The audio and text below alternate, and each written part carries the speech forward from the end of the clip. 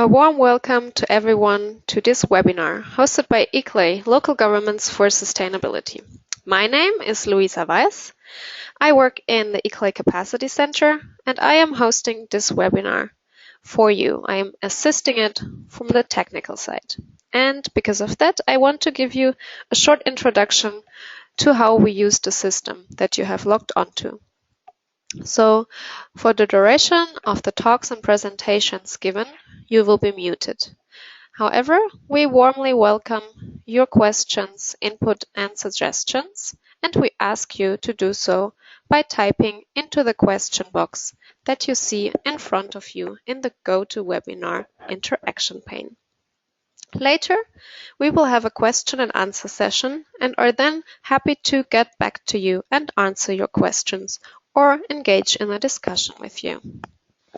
Also, if you encounter technical difficulties, please just type your problem into the question box. I will be happy to assist you. I wish you a really nice webinar now, and I'm handing over to my colleague Agathe Cavicchioli. Thank you very much, Luisa. I join her in welcoming all of you this afternoon or morning, wherever you are in the world. We're very glad that you could attend this webinar on COP22 Outcomes for local and regional governments. My name is Agathe Cavicchioli. I'm a project officer here at the ICLEI World Secretariat, and I will be moderating this webinar today. The webinar today will have interventions by 3 different people.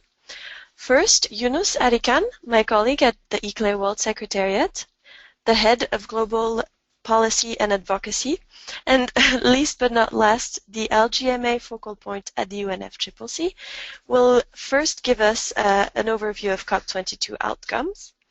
Then we will have an intervention by Mrs. Zineb, Alaoui, Mdaghri, who is the representative of the COP22 Presidency Steering Committee, and more specifically, a member of the Civil Society Activities Team. And finally, we will also have an intervention by Susanne Nolden, a representative of the Department of International Affairs and Global Sustainability at the city of Bonn in Germany. The contents of today's presentation are the following. First, an official COP22 outcome presentation. Then, an overview of the engagement of local and regional governments during COP22. Partnerships of local and regional governments in Marrakesh. And finally, looking ahead towards COP23, hosted in the city of Bonn. As my colleague Luisa explained to you, we will go through these interventions, each speaker speaking for approximately 15 minutes, and then we will be happy to take your questions and engage in a question and answer or open discussion. Thank you very much, and I now hand over to Yunus Arikan for the first intervention. Thank you, Agathe. Thank you, Luisa, also for your support. Good morning, good evening, good afternoon, colleagues, ladies and gentlemen. It's really a pleasure to share this hour with you on an assessment of what has happened in Marrakesh and what is the road ahead. This morning, we also had another session with another group of colleagues who are in the Eastern Hemisphere, so it's great to connect worldwide, eager to hear your questions and answers and contributions as well. So we as ICLEI have been hosting such webinars before and after as much as possible, the climate sessions, climate conference of parties, and in most of these sessions we start first of all to understand what is resulting from the climate negotiations in terms of the decisions and the commitment of the national governments, and then we go through our bottom-up proposals or initiatives, and then we find how we can match these two. So that's the way we have built this presentation as well. So if we look at the COP22, we can summarize the outcomes in mainly 3 headings. The most political one was a 1-page declaration called Marrakesh Action Proclamation. then we have around 50 different sets or sets of decisions, which is consisting around 50 decisions in 3 work streams, which is the UNFCCC, the climate agreement, which is the overarching umbrella. Then it's Kyoto Protocol, which is still alive and functioning. And the third one is the Paris Agreement. So in each of those work streams, there are various agendas in terms of the commitments and deliverables. So we have to be aware of the impact of this decision in terms of what is the binding and how it will be implemented by parties. And then the third one is the Marrakesh Partnership for Global Climate Action, and this, in fact, is the agenda that kicked off in Lima, mainly to bring non-party stakeholders to the climate debate more actively, due to the understanding that the climate challenge is more than the responsibility or capacity of national governments, and it needs collective work at all levels. And that's why we're excited, and we will go through it in a separate way. But if we now look at the first one, Marrakesh Action Proclamation, the highlight of this one-page document, in fact, is the reality due to the fact that it is a continuity of the Paris spirit, which is a commitment and a confirmation of action by heads of state. As you can imagine, a typical climate conference, the main gathering is between the ministers of environment and ministers of climate, or relevant in 9 ministries. But especially in the climate debate, heads of state has always been actively involved for a number of years, and that is good news, because that is giving us the opportunity that climate agenda is across all levels of government and all functions of the government. So after the Paris support, now around 100 heads of state gathered in Marrakesh, and this was also a strong signal that whatever happens at the national global level, there is no way back from the Paris commitment. A new era is kicked off, and there will be no stepping back from this effort and commitment to design a new civilization which is low carbon, climate resilient. That was the main message of this Marrakesh Action Proclamation. Another important point is that it is, the title says that climate and sustainable development, which is also a very good signal, because after 2015, there have been so many achievements in a number of areas, and we all know that there are a lot of cross-cutting issues, and sustainable development is the overarching, and climate change, for good or for worse, will contribute or impact in the sense that if we can be successful in mitigation, other sustainable development goals can be fulfilled much easily, and if we fail on climate change action, we may risk to really sacrifice any of the progress we have achieved in other areas and other goals as well. So that was important to make this. And then if you look at the text, you can also see that the commitment is also to bring all levels of government and all type of non-state actors. So this is also a strong confirmation that this is an agenda for all, and we all will succeed together in that. If we look at these second part, which is official outcomes, which was negotiations for 2 weeks, of course, we will not go into all of these decisions at the moment, and especially, it's not all of them may not be that much relevant for local and subnational governments, but there are some highlights that we want to address here. First one is the Paris Committee on Capacity Building, which was a legacy, which was an initiative in Paris. The reason why it's important is that it has a strong reference to subnational action. This is for us important, and we want to benefit from that. Good news from Marrakesh is that this committee is now set up, so they will start to function, and we will be strongly engaged with this body on days ahead, so that we can increase technical resources to local and subnational governments who want to act on climate change, but have limitations in terms of their capacity. So we want to say that if they are strengthened and capacitated, they can help national governments as well. The other point is international mechanism loss and damage. It has also improved, and now there's a 5-year work plan. over the past 2 years, there was also discussions on that, but we as ICLEI or local and subnational, we were not that much involved because our priority was the Paris negotiations.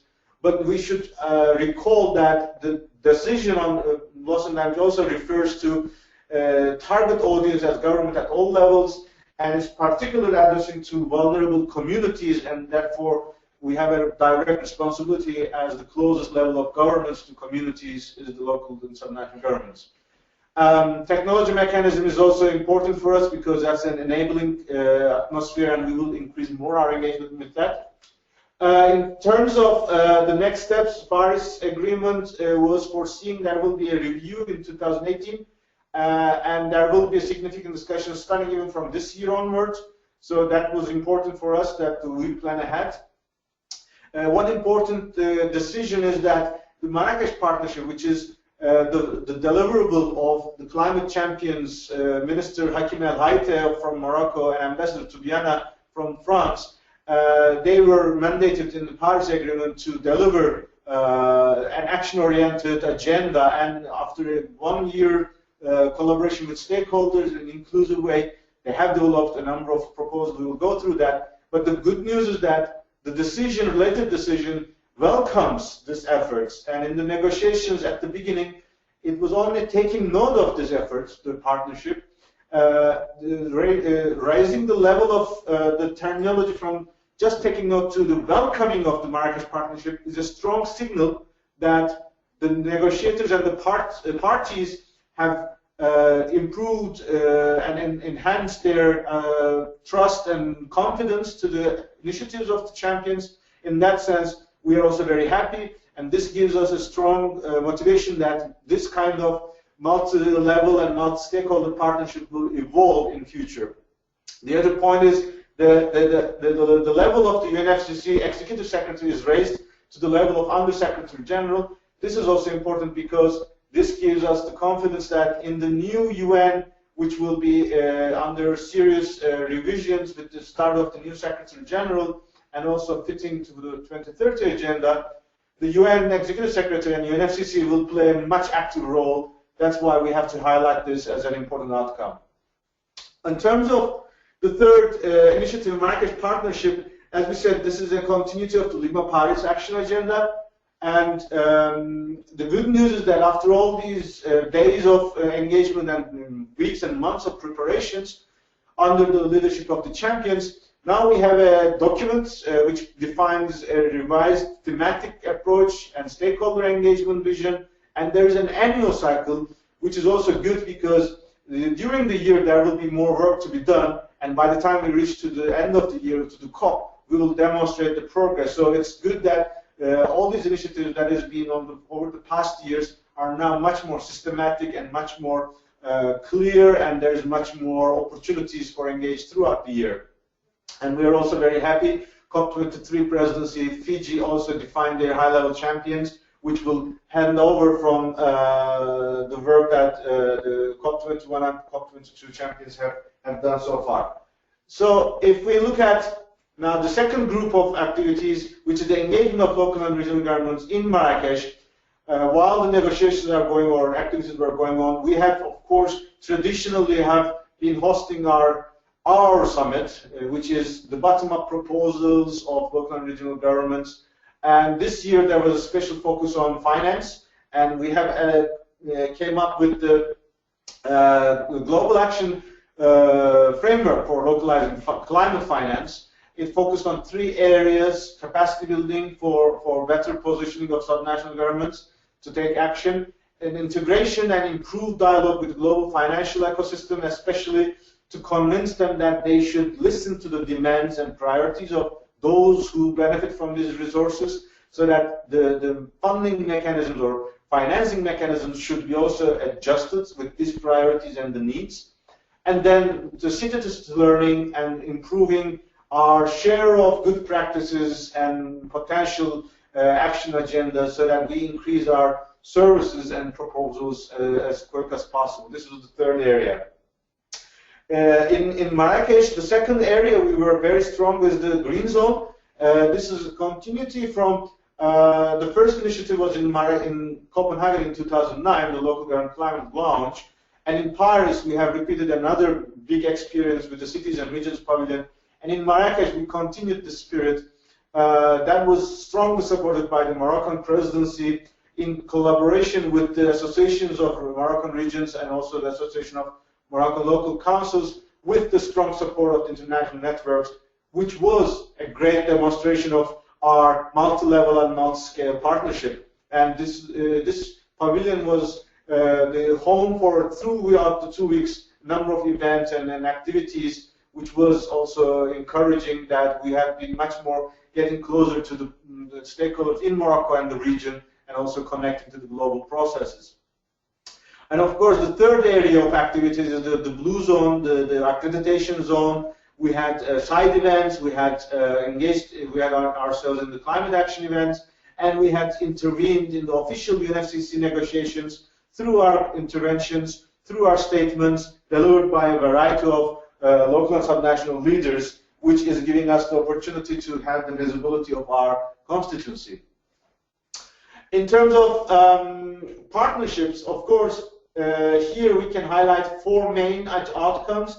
The first one is the Marrakesh partnership under the champions. Then the second one is the Low Emission Solutions Conference.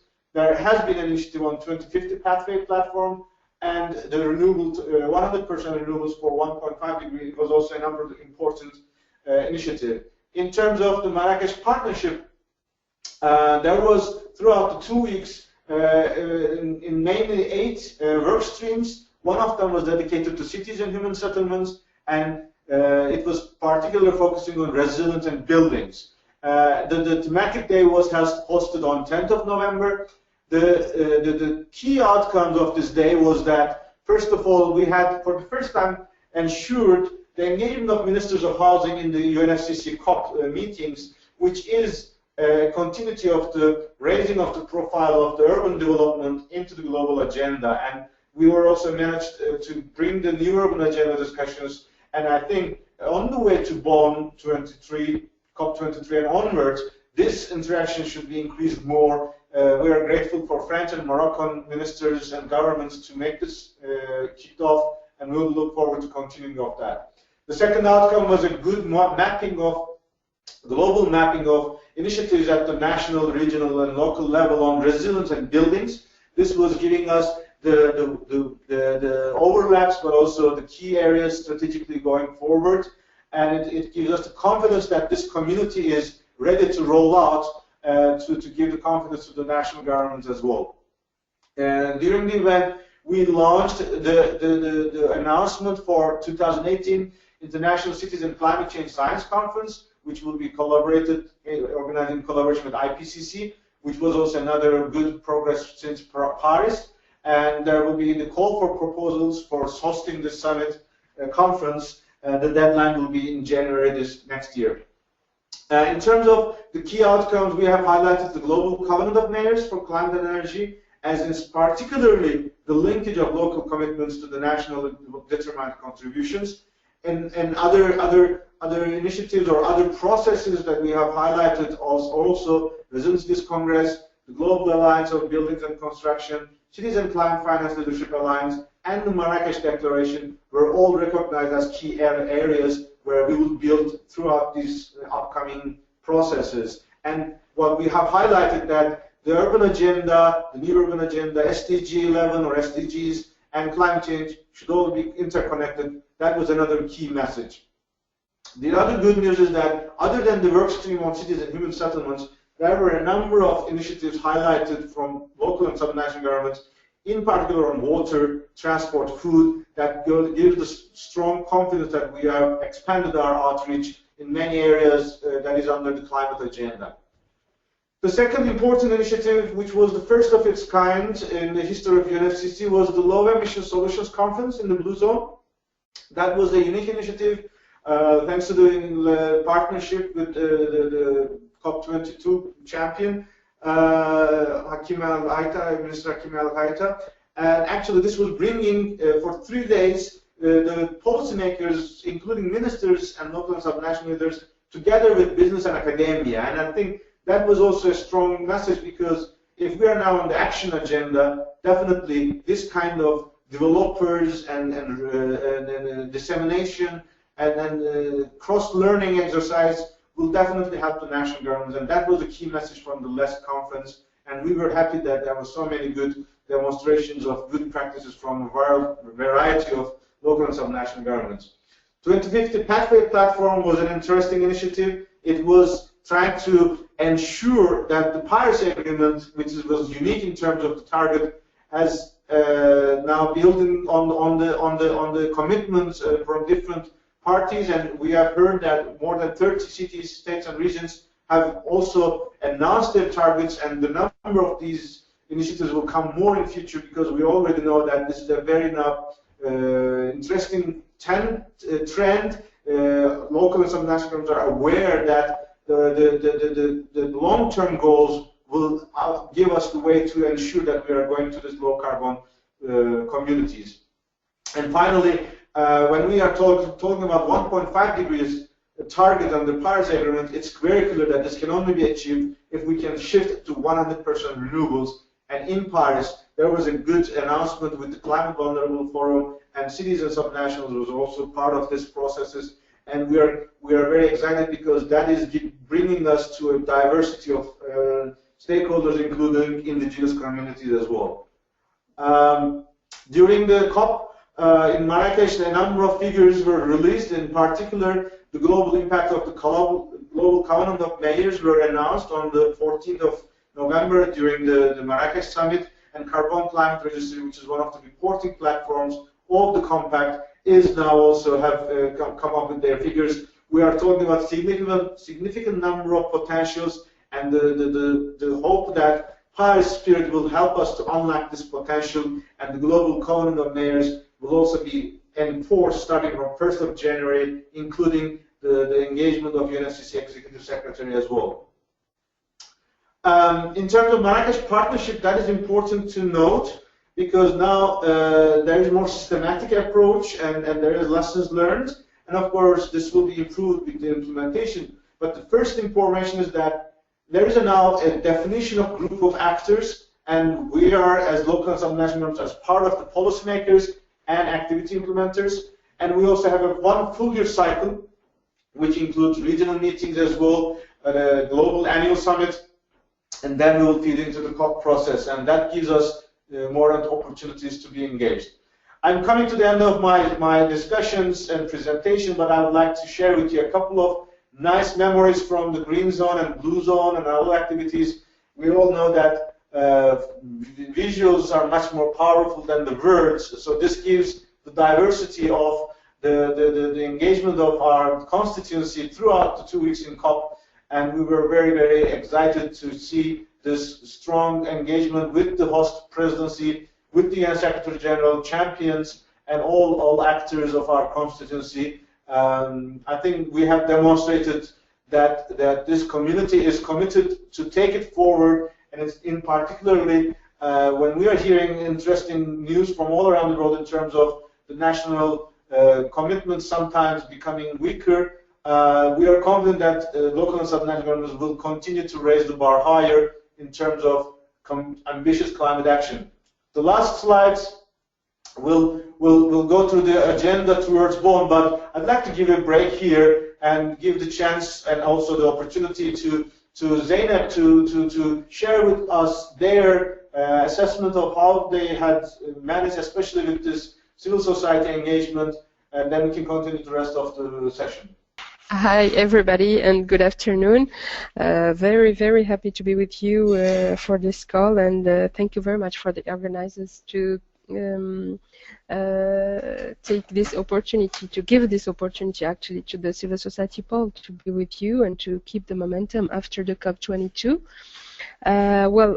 My presentation will be very short because I wanted just to share with you some highlights of the outcomes of the COP22. As you know that during the formal process of climate negotiations, there has been almost 34 decisions that came out from the COP22. 25 of them were related to COP22 process, 8 was related to the CMP, and 2 decisions were under the CMA process. The proclamation of Marrakesh was actually one of the main outcomes of the COP22 because it was adopted by the head of states and the head of delegation in order to engage all the actors in the fight against climate change impacts. We had also a lot of actually key points that has been developed during these 2 weeks.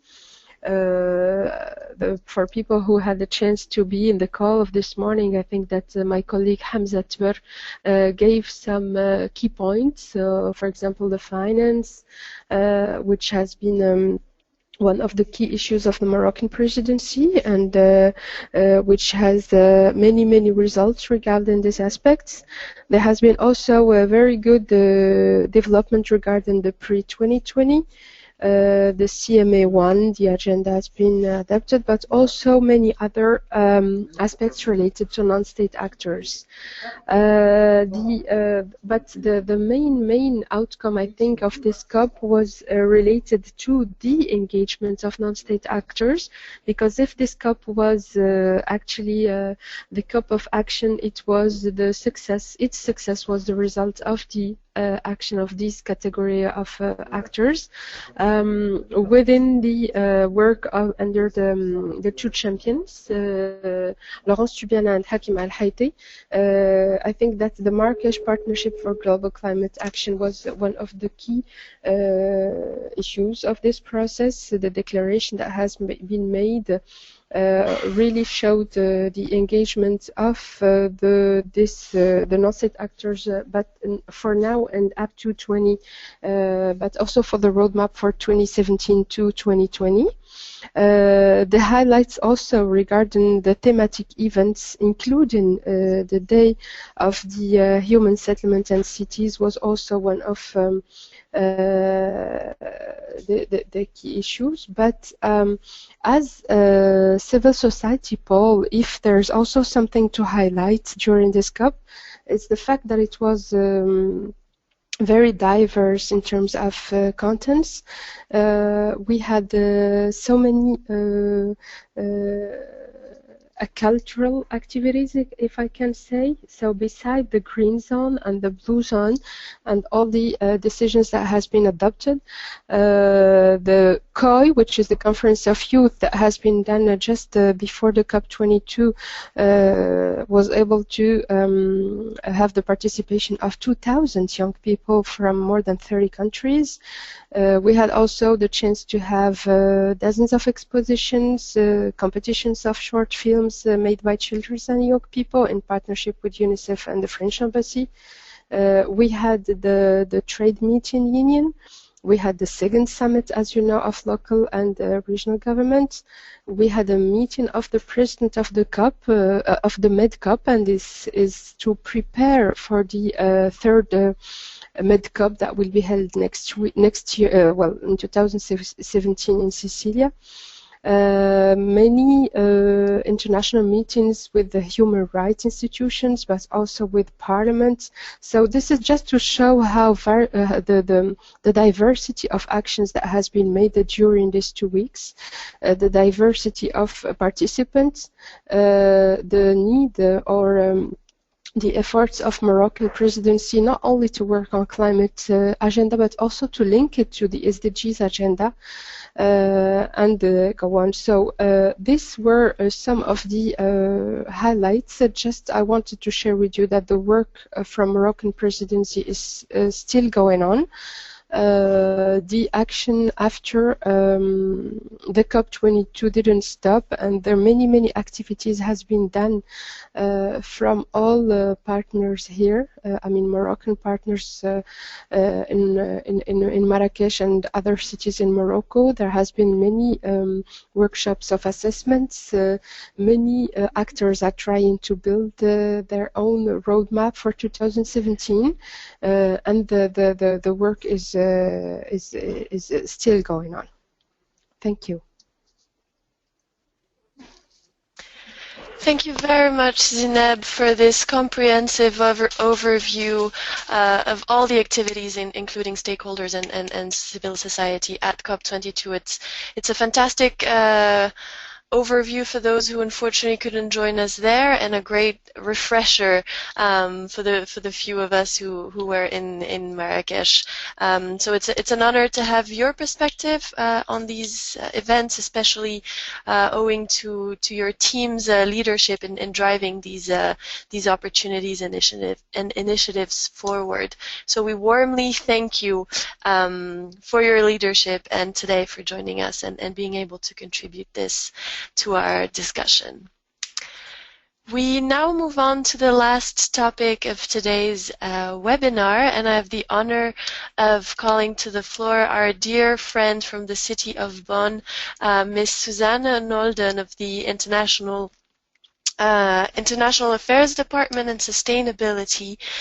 Susanne is here with us today to tell us a bit more about the road ahead towards COP23, hosted in the city of Bonn under the Fiji presidency, and the proposal of the city of Bonn in this context.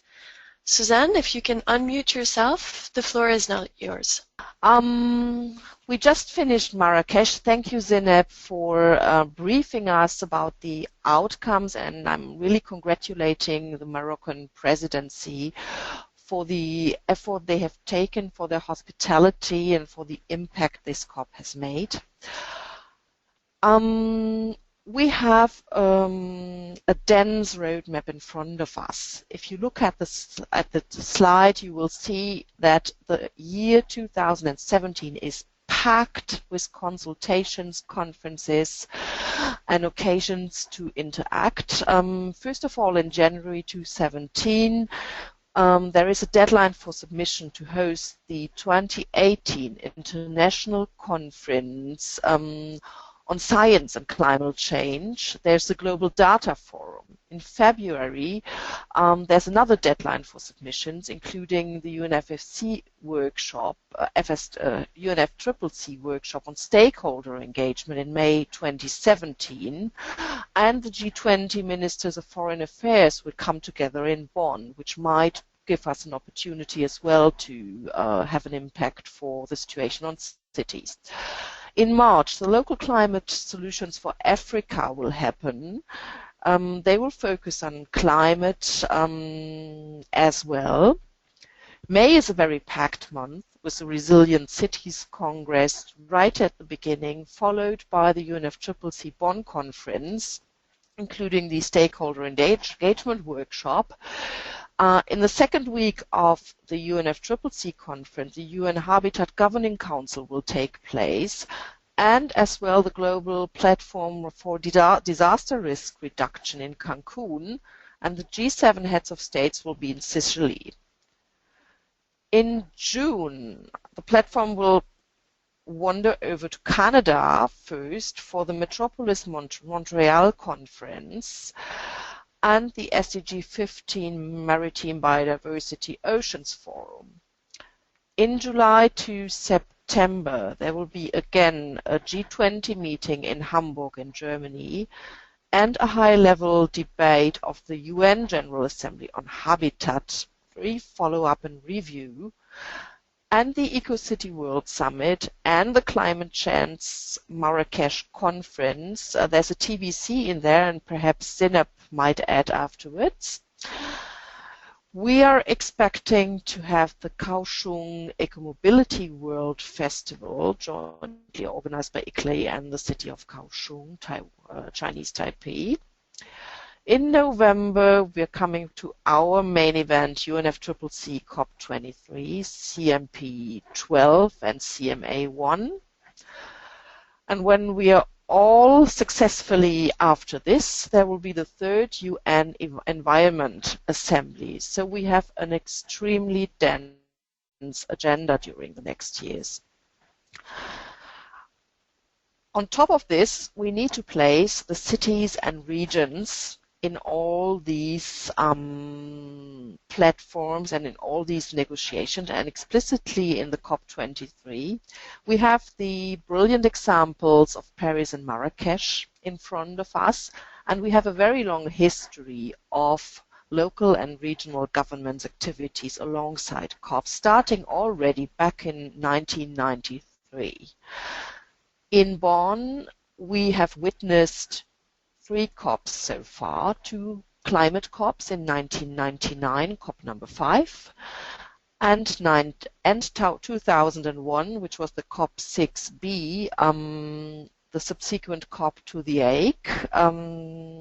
There has been a handover from Bonn to Marrakesh in 2001, and I'm very happy that there's a handover now from Marrakesh to Bonn this year. Thanks again, Zineb. Would you please transmit our gratitude to your presidency? The summit in Paris and also the one in Marrakesh mobilized hundreds of mayors and regional leaders. It has been a source of inspiration, cooperation, and enhanced action. And COP23 actually needs to make use of this incredibly tremendous momentum. When we also have a look at the biodiversity agenda, since COP9 in Bonn 2008, cities and regions have subsequently been included in the global debate and strategy in every further COP. Cities are currently engaged in a process to develop guidelines to align the NBCEPs, the national biodiversity and action plans. There is great visibility in Cancun, where tomorrow the biodiversity COP will come to an end. The city summit has been in the main negotiation hall in the middle of the COP. The Quintana Roo communique sets an impact and a great accent on mainstreaming global agendas. So I think it's about time to proceed to really go forward in this direction, and therefore ICLEI and Bonn are proceeding to take the necessary steps to convene a 2017 Bonn Climate Summit of local and regional leaders in Bonn alongside COP23. It shall focus on partnerships for raising ambition and action at all levels. Mayor Sridharan, also in his capacity as ICLEI's first vice president, announces this summit will likely happen on November 12th. And it will really be a big opportunity because we have a triplet this time. The conference will be hosted by the UNFCCC. It will be chaired by Fiji, so one of the most vulnerable regions in the world, and it will be venued by Bonn. So these 3 components may add to even more impact for the Paris Agreement. Let me quickly take you through the initial draft. Under the main theme, Partnerships for Raising Ambition and Action at All Levels, we would like to focus vertical integration of nationally determined contributions. Let's speak of synergies among all global processes, agendas and targets on sustainability, and enhancing community engagement and empowerment. We think it's about time to bring together some processes and topics and agendas and really mainstream action. Hosts of this conference, organized by ICLEI, will be Ashok Sridharan, our mayor here in Bonn, who is in the meantime first vice president of ICLEI, and he has directed a letter to Hannelore Kraft, minister president of the state of North Rhine-Westphalia, to join him as co-host. Furthermore, he has also directed a letter to Her Excellency Patricia Espinosa to ask the endorsement and support of the Secretariat. He would like to call on the support of both the outgoing and the incoming presidency, of the high-level climate champions, and of the German government. The organization of this conference should be done in collaboration with the Global Covenant of Mayors for Climate and Energy and the Under 2 coalition, and it should be led by a steering committee. This has been an excellent practice in Paris and Marrakesh, and it has been extremely valuable to have the opinions and the inputs of all these organizations and institutions in the city level, and so ICLEI will approach the partners of the last 2 conferences and perhaps other appropriate partners to form a steering committee which will come together at the latest during the Resilient Cities Conference, probably even earlier. And we're of course hoping for some contributions in kind or financial from partners outside. I am talking to you today because I would really like you present on this call to already evaluate the options of a participation in this high-level Bonn Climate Summit of local and regional leaders in November 2017, on the Sunday 12th of November, date to be confirmed in January. And we are really hoping that together we may be able to continue the successes of the preceding conferences and to still push and give a boost to cities and regional governments to be front runners within the implementation of the Paris Agreement. Thank you very much. Thank you so much, Susanna. It's an honor to have you with us, and it was great going over this indeed very full roadmap that we had ahead of us starting January 2017 and culminating maybe on Sunday the 12th then for the Bonn Climate Summit of local and regional leaders, date to be confirmed. At this point, we have 10 minutes left in today's scheduled webinar. And I would like to propose if any of the participants wish to ask any of the speakers a question, they should do so now by simply typing their question into the question box in the control panel of GoToWebinar. I do not see questions at this point. Let me refresh. No questions at this point. I would then like to turn to today's panelists. If you would like to have a few minutes to make one last statement or closing remarks. Yunus, Zineb, or Susanna, you're welcome to take the floor and make some concluding remarks.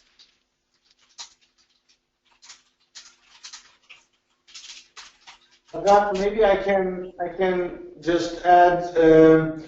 Obviously, the end of the year is not so easy, as you have heard. Both the presidency and also the other partners are still gathering all these information from the outcome of the COP. Therefore, I think this was to keep our partners and now the participants of this webinar also be aware that by early next year, probably they will receive much more official announcements and calendars. But we think it was helpful for all of us to digest what has happened. And once again, thank all of you, especially the presidency. And we look forward to welcome you in Bonn, because ICLEI is also seated in Bonn, World Secretariat, and we were excited to support the city of Bonn and the state of North Rhine-Westphalia and all the other partners for an exciting milestone event as well. So with this, that would be my contribution. But Zineb and Susanne, maybe they can also add if there's anything additional.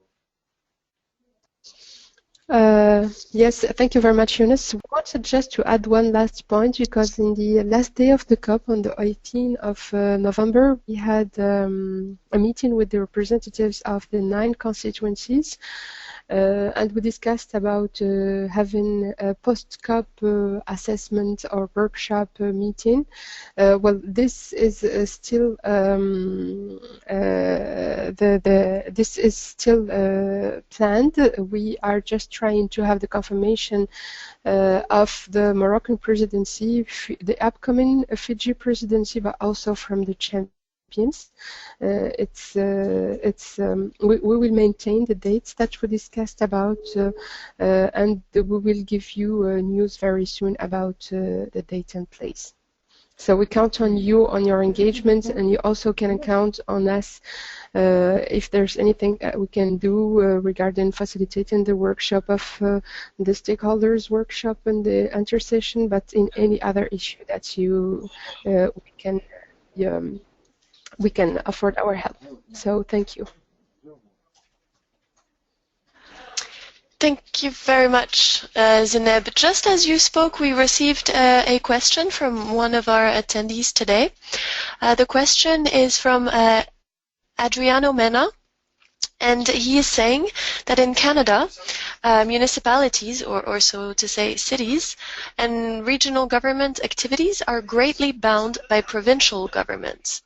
In what ways can cities lead the way in working with their hierarchical counterparts to take the lead in implementing the Paris Agreement? I think this is an extremely valuable question in line with the proposed thematic focuses of the Bonn Climate Summit on vertical integration. So if any of you, Yunus, Zineb, or Susanne would like to take the floor.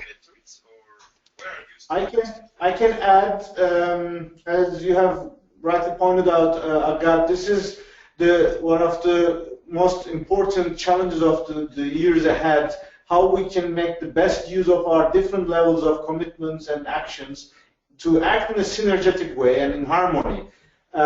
It's true that sometimes we have really ambitious national governments, but sometimes local governments are not too much aware of the realities, but sometimes we have very ambitious local governments and the national governments can benefit from their commitments. So this is there's no one size fits for all, but there should be more guidances. In the case of Canada, what we can share with our colleague Adriano Mena, who raised this question, Partnership for Climate Protection is an initiative implemented by Federation of Canadian Municipalities and ICLEI Canada, and every year they're publishing their results, and this could be an important example. And in COP, we had the Mayor of Edmonton, Mayor of Vancouver, officials from City of Vancouver, and also the Federation of Canadian Municipalities were with us. We can send you the link. And the good additional news is that you may have recalled the Canadian government, national government, at the moment is one of the most ambitious globally. The Trudeau cabinet is demonstrating a number of remarkable commitments and actions. One of the latest one is a nationwide cap and trade program or carbon pricing program, where except I think 2 of the provincial governments, the rest are joining this so that they can launch a national carbon market. This could also be an example that federal, provincial, and city level governments can act together. But as I said, I know in the participant list we had Devin from FCM. Maybe if he wants, he can also add if necessary. But we can also send the details of others to Adriana as well. Yes, if I can just add one word, just to make an example about the work that has been going on in Morocco with Moroccan regions and cities. I can share with you, for example, the outcomes of the workshop that has been done last week, the 7th and 8th December in Marrakesh, in terms of cooperation between Morocco and France. And where many conventions had been signed. One of them was one of the region of Casablanca, which try to translate the country commitments of indices into the region level. So there has been like targets in terms of transportation, of electricity consumption, of buildings, etc., etc., and to try to represent at its region, in the region of Casablanca, the commitments in order to reach the national determined contribution, which is the NDC. So this was just one of the examples of the work that has been done, that is going on in the Moroccan regions and cities to achieve these goals. Thank you very much, Yunus and Zineb, for your answers. Adriano Mena thanks you for both your answers. We have another question. While I get familiar with it and read it, I'd like to invite Susanne Nolden to also make a few concluding remarks. I have listened with great attention what Zineb just mentioned, namely the workshops, to like align vertically the nationally determined goals. But I have also witnessed in Cancun during the Biodiversity COP another workshop about vertical alignment on the NBSEPs on biodiversity, and I think it's extremely valuable to create these platforms, and I would be keen to learn about the outcome in the region of Casablanca one day. Which leads me to the opportunity created by several events leading to the next COP. Explicitly, the Resilient Cities in May might offer some platforms for this kind of discussions, for bringing together regions, provinces, states and cities, and discussing how the cooperation could take place in the future to really advance climate action.